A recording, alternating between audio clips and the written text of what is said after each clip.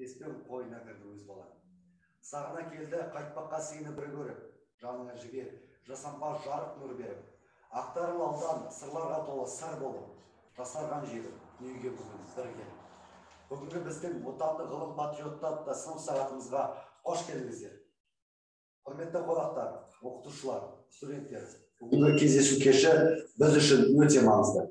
Адамзатты өркениетке жеткізетін нәрсе ғылым. Ғылымды дамытатын ғалымдар өз елін, жерін, туған халқын сүйген ойшыл данышпандар. Олар жазған ғылыми еңбектер, жаңалықтар қашанда халқына, отанына қызмет етеді. Қазақ халқында ерте заманнан осы уақытқа дейін қаншама ғұлама ғалымдар өзінің күш қайратын, ақыл ойын ғылымға арнаған. Бүгінгі сабағымыз текті ұлттың ұрпағы атамыз Абдрахман Дүйсенбинұлы Дүйсенбиннің 90 жылдығына арналып отыр. Тайна жизни и деятельности тела человека и животных издавна волновали пытливые умы, начиная с античных времен и до наших дней. Не остался в стороне от этой универсальной науки физиологии и наш юбиляр, проявив талант исследователя. Увлеченность физиологическими науками в дальнейшем переросли в профессиональную и научную деятельность, стали смыслом жизни для ученого, доктора биологических наук, профессора, члена-корреспондента Национальной академии наук Республики Казахстан Дүйсенбина Абдрахмана Дүйсенбиновича, которому в этом году исполняется 90 лет. Алдарыңызда шықты 31 томның студенті Айтмұхамед Тәнбиевтің орындауында Тепен-көкте қарсы алыңыздар.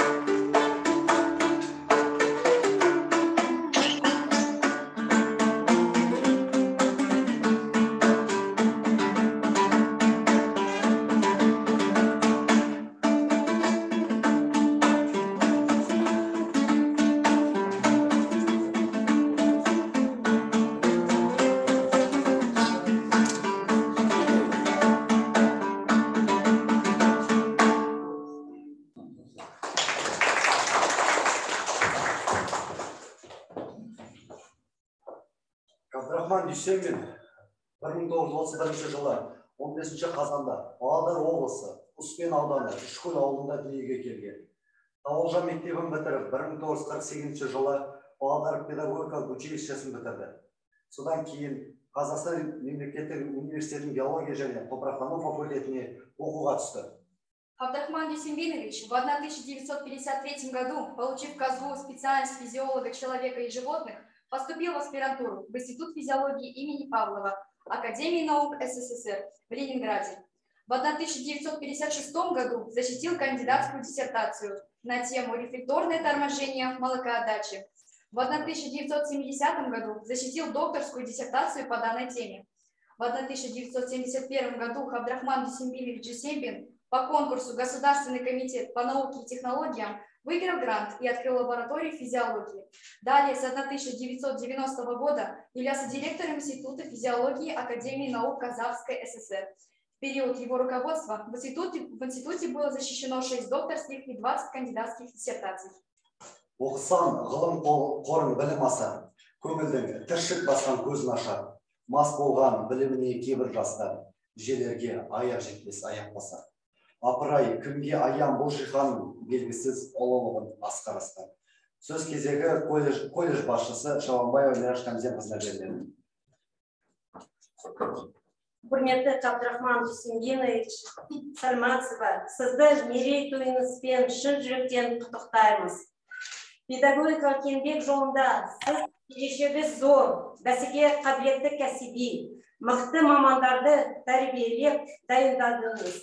Осындай ерен еңбегіңіздің арқасында мыңдаған ұрпаққа сапалы білім, саналы тәрбие беріп, ел тәуелсіздігінің қалыптасуына зор үлес қостыңыз.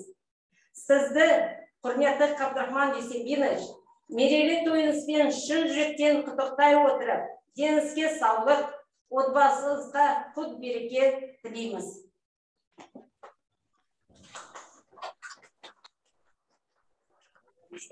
ГУ 13 тобының студенті Атилова Гүлнананың орын алдында туған өлке әнімен қарсы алыңыздар.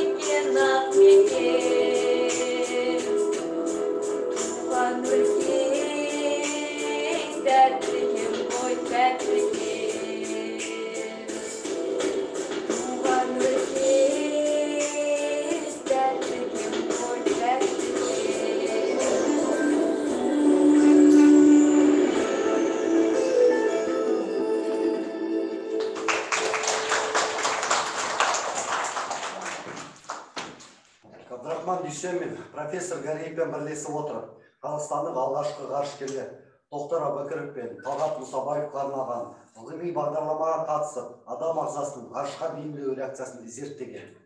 Ағамыздың 210 ғылыми еңбегі бар.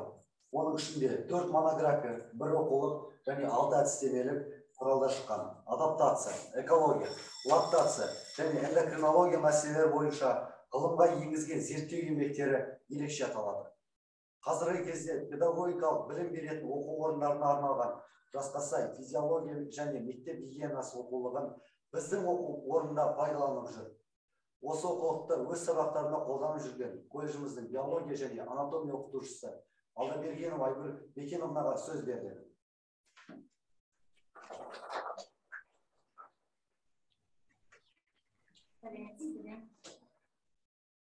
Әр мамандықтың дайындау барысында өзіндік оқылатын арнайы жеке пәндері болады. Ал енді мына мектеп мұғалімі болашақ мамандарды дайындау барысында мектеп қабырғасындағы балалардың жас ерекшеліктері әртүрлі. Сондықтан осы оқу процесін дұрыс ұйымдастырып, әрмен қарай жүзеге асыру үшін әр баланың анатомиясын, физиологиясын, сонымен бірге гигиеналық ерекшеліктерін мұғалім жіті білу керек және оны өзінің тәжірибесінде пайдалануы қажет. Сондықтан бұл пән бізде оқу барысында тек қана теориялық білімнің жинағы болмау керек.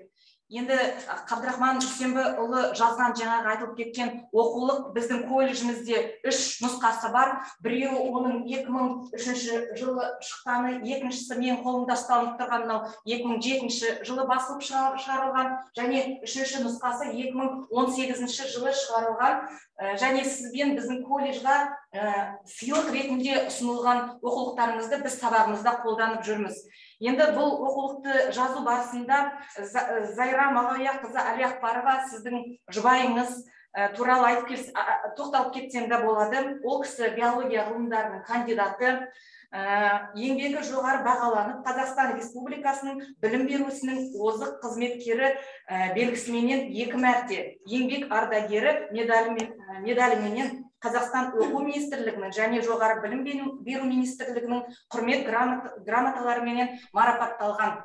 Енді жалпы мына оқулықтың ішіндегі берілген мәліметті әр болашақ кәсіби маман тәжірибесінде пайдаланса, ол болашақта тәрбиеленіп жатқан оқушыларды жан-жақты дамыған, денсаулығы жақсы, ойлау қабілеті жоғары, сөйлеу мәдениеті жоғары тұлғаны тәрбиелейді деген сенімді мен білдіремін. Сондықтан сіздерге осындай оқулықты бізге қазақ тілінде жазып шығарып қолдануға мүмкіндік бергендеріңізге осы құнды оқулыққа өте үлкен алғыс білдіреміз. Рахмет сіздерге.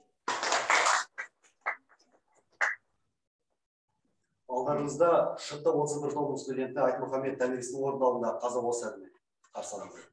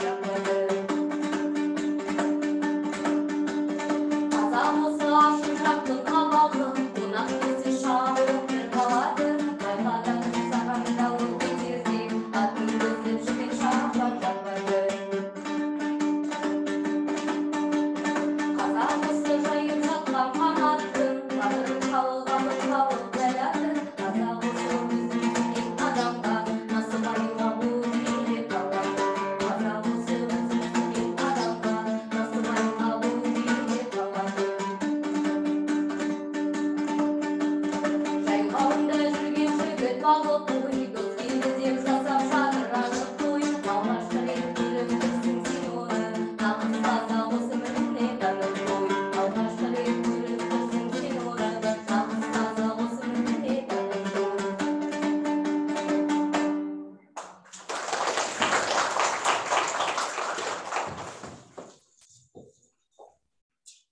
Абдрахман Дүйсенбинович Дүйсенбин – автор более 1,5 сотен научных трудов, в том числе 4 монографий, 3 учебников и нескольких методических работ для студентов университетов.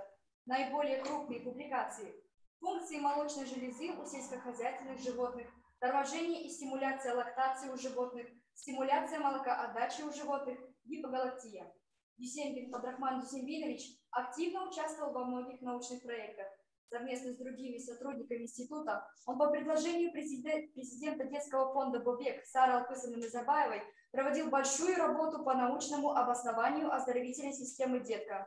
Он также принимал участие в составлении и выполнении программ для космонавтов Аубакирова Токтара Ангарбаевича и Мусабаева Талгата Амангельдиновича.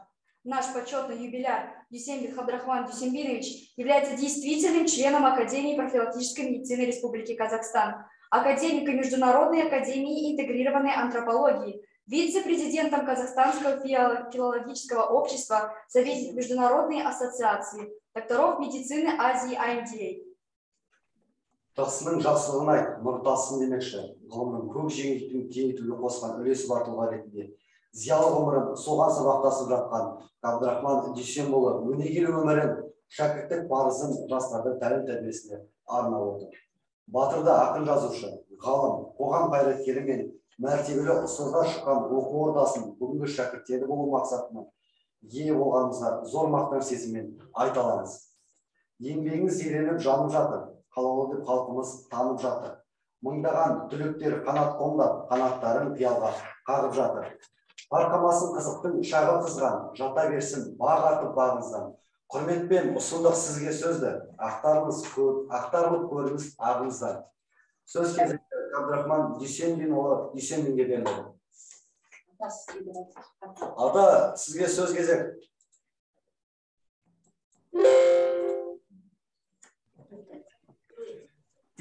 Саламатсыздар ма? Саламат па? Педколледж менің алғашқы білім алған кезім, о кезде педучилище болып аталатын. Қазір енді педколледж Ахметов атындағы педколледж болып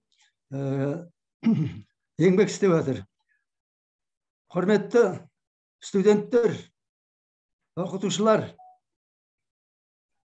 аса құрметті Мұржас Хамзиновна, сіздерге көп рахмет. Мен туралы жаңа бірсыпыра мәліметтер айтып жатсыздар.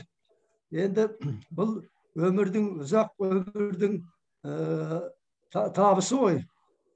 Осындай табыс біздің жастарға бере берсін.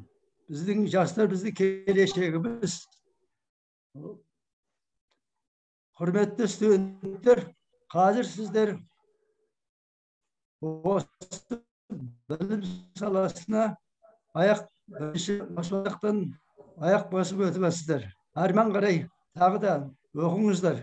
Бірақ оқу арқылы білім аласыздар. Бірақ білім еңбекпен келеді.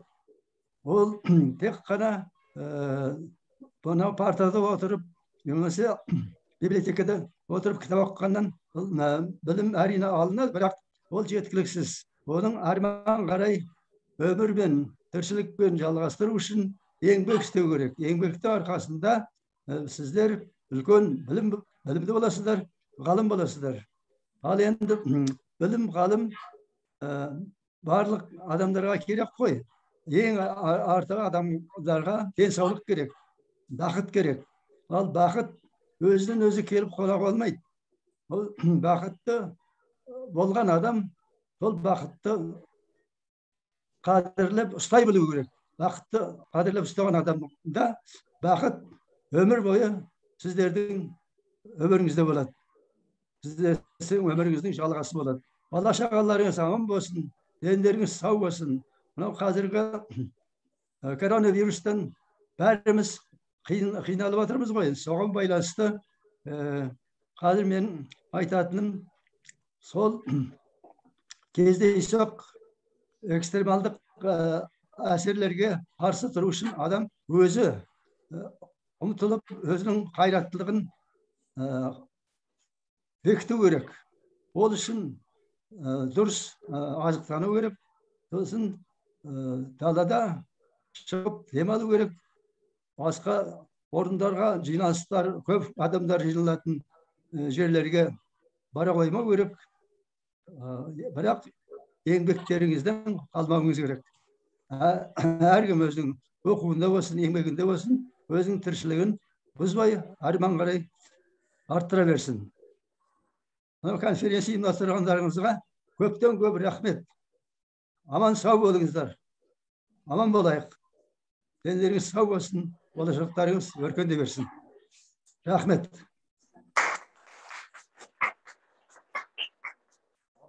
Тілектер үшін сізге де рахмет. Енді келесі алдымызда өнер көрсететін балалар 21 томның студенті Төлеген Бибінұр айналайын ұстазым әнімен.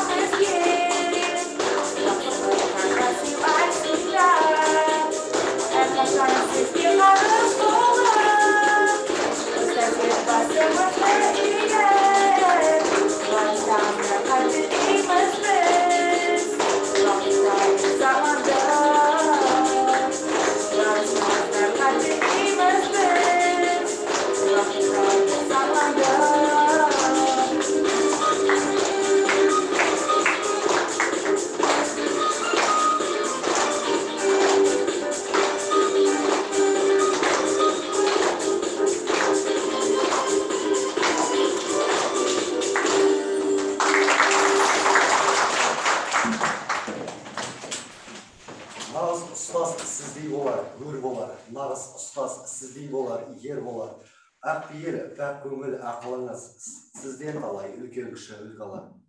Есен Ахметов атындағы жоғары педагогикалық колледждің 1948 жылғы түлегі. Қазақстан Республикасының ұлттық ғылым академиясының мүше корреспонденті. Халықаралық интегративті антропология академиясының академигі. Биология ғылымдарының докторы, профессор, Дүйсенбек Абдрахман Дүйсенболұлының 90 жылының мерейтойына арналған отандық ғылым патриоттарда сын сағатымыз аяқталды. Аға, осыдан кейін де сізбен әлі талай жүрістеміз деген ойдамыз. Ол бізден кейінгі ұрпақтарға да осылай өзіңіздің ақылыңызды айтып жүріңіз деген тілектеріміз қабыл алыңыз. Классный час, посвященный Абдрахману Дүйсенбековичу Дүйсенбина, подошел к концу. Спасибо за внимание. Қош сау болыңыздар.